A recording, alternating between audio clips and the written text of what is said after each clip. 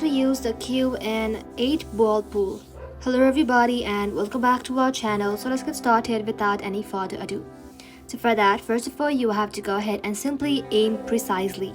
You want to go ahead and drag your finger around the screen to aim it. Use the guideline, which is the white line right over here, to see where the cue ball will go and where your target ball will roll. After that, you want to go ahead and tap on the cue ball right over here. Then simply move the red dot on the ball.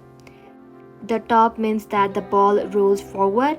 Bottom means that the ball is gonna go ahead and backspin.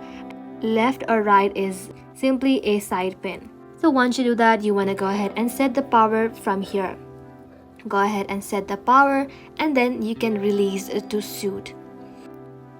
And just like so, that is simply how to use cue and 8 ball pool. You can even go to cues from the main menu and use coins or cash to upgrade it for better accuracy and gameplay. Thank you all for watching the video till the very end and stay tuned until our next upload.